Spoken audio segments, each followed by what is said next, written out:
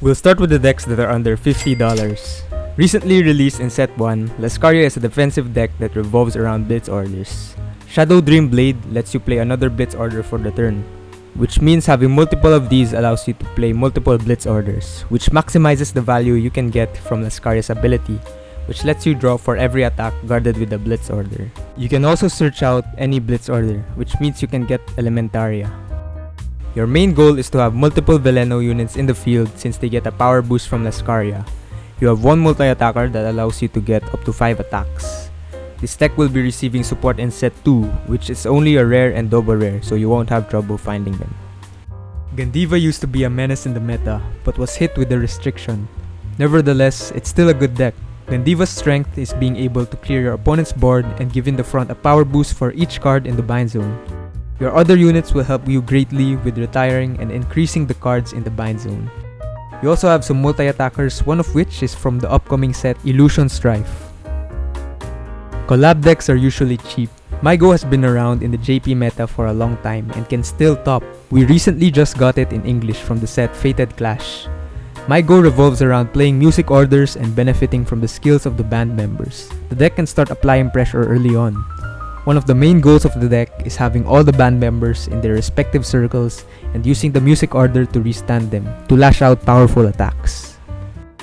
We have another Bank Dream deck which was released together with MyGO, Morfonica. Morfonica is a good deck, but I feel is a bit weaker than MyGO, but has a great matchup against the best deck right now, Shiranui. The deck still focuses on playing music orders, but this deck is more Vanguard centric. Your main grade 3 has two forms. The first one can redirect one of your opponent's attacks, while the other one can restand itself, so it's a restanding Vanguard. The best Mushiking deck is Tarandus Stag Beetle.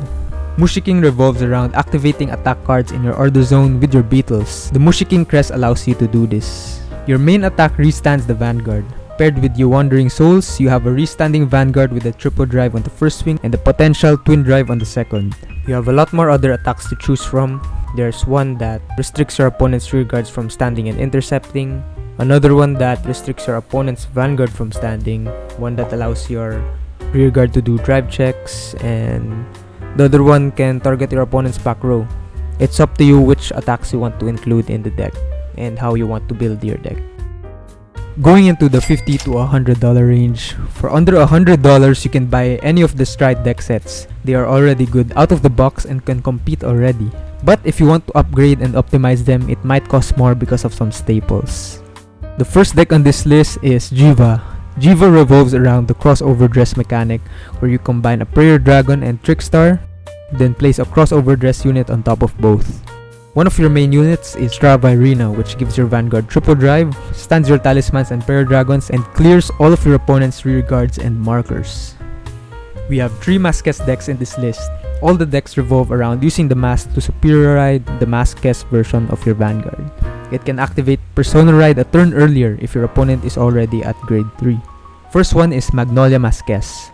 The main goal of this deck is to have as many Dragon Tree markers as you can by using your marker generating units. Magnolia Masques gives rear guards with Dragon Tree markers an additional 10,000 power and allows them to attack even from the back row. Its skill also allows you to retire your opponent's rear guards for each attack from the back row.